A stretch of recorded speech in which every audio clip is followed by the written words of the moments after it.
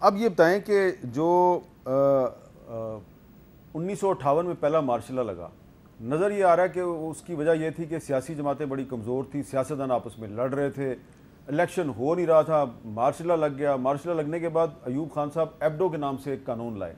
انہوں نے political parties پر بھی پابندی لگا دی اور سیاستدانوں کو نااہل بھی قرار دینا شروع کر دیا۔ اور ایک بڑی انٹرسٹنگ بات یہ تھی کہ بہت سے سیاستدان جو ہیں انہوں نے رضاکارانہ طور پہ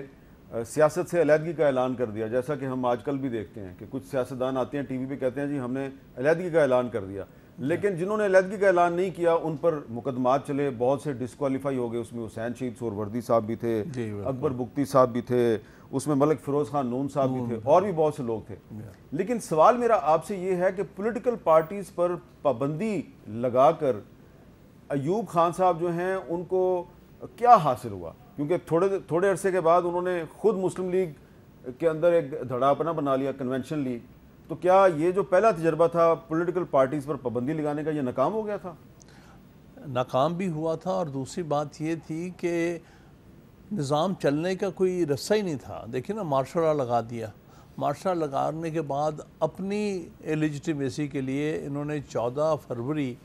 1960 کو پریزیڈنشل ریفرینڈم کرایا۔ انہوں نے اس ساری چیز کو سرکموینٹ کرنے کے لیے انہوں نے پہلے تو بی ڈی ممبرز کا الیکشن کرا دیا، بی ڈی ممبر کا لاء بنایا بیسک ڈیموکریسیز کا 1959 میں،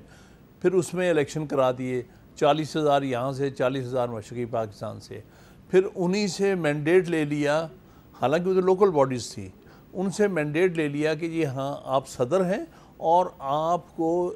آئین بنانے کا ہم اختیار دیتے ہیں۔ سو اس لیے جو 1962 کے آئین میں لکھا یہ ہے، یہ نہیں لکھا، دنیا کا ایک واحد شاید آئین ہو جس میں کہ یہ نہیں لکھا we the people of such and such country do hereby give the, کیونکہ آئین تو قوم کے لوگ دیتے ہیں، لیکن اس نے لکھا ہوا I field marshal Muhammad Ayub and so do hereby give this constitution, مطلب ہے کہ وہ فرد واحد جو ہے 1960 کے جو مجروح ریفرینڈم کی بنیاد پر اس نے آئین دے دیا تھا۔ تو نظام تو آفٹر آل چلانا ہی تھا نا، کیونکہ وہ نظام تو چل نہیں سک رہا تھا۔ 1958 سے 1962 تک وہ بالکل ایک continuation of so constitution order کے تحت 1958 کے اس کے تحت چل رہے تھے۔ اب سوال یہ تھا کہ اگر آپ نے آئین دینا ہے تو سیاسی جماعتوں کو کیسے باہر آپ رکھ سکتے ہیں؟ سیاسی جماعتیں تو بنانی پڑیں گی، کیونکہ پھر آپ کو وہ جو اسمبلیاں ہوں گی کسی بیسس پر الیکٹ ہوں گی، چاہے وہ لمیٹڈ فرنچائز پہ تھی، کیونکہ وہ بھی آپ دیکھیں نا 1962 کا پھر 65 کا جو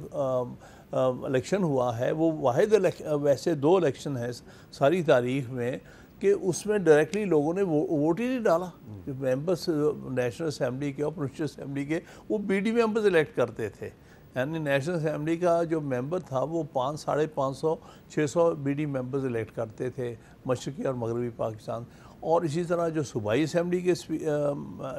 کینڈیڈیٹ وہ کوئی 300 350 ممبر الیکٹ کرتے تھے۔ تو لہٰذا ڈائریکٹ فرنچائز تو تھی کوئی نہیں بالکل۔ تو ہر طرح سے انہوں نے کوشش کی نظام تو دے دیں، لیکن اتنا سخت ڈکٹیٹوریل نظام ہو کہ ہماری مرضی کے خلاف عام لوگوں کو ووٹ نہ دے کے انہوں نے سیاست پہ پورا قبضہ کر لیا۔ لیکن لوگوں کو کنٹرول کرنے کی یہ کوشش جو ہے یہ کیوں کامیاب نہیں ہوئی؟ حالانکہ جس الیکشن پریزیڈنشل الیکشن کی آپ بات کر رہے ہیں اس میں مادر ملت محترمہ فاطمہ جناح کو شکست دی گئی، حالانکہ شیخ مجیب الرحمان ان کے ساتھ تھا، خان عبدالغفار خان صاحب ان کے ساتھ تھے، مولانا مودودی بھی ان کے ساتھ تھے، نوابزار نصر اللہ خان ان کے ساتھ تھے، سارے خیر بخش مری صاحب ان کے ساتھ تھے۔ اس کے باوجود الیکشن وہ ہار گئی محترمہ فاطمہ جناح، لیکن کچھ سال بعد اسی ایوب خان کو اس 1962 کا جو اپنا ہی آئین ہے اس کو خیر باد کہنا پڑ گیا۔ تو وہ 1962 کا جو پریزیڈنشل آئین تھا وہ فلاپ کیوں ہوا؟ اس لیے کہ اس میں لوگوں کا کوئی عمل دخل نہیں تھا۔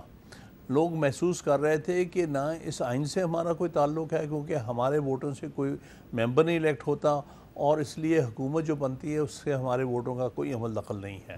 دوسرا انہوں نے یہ محسوس کیا کہ یہ جو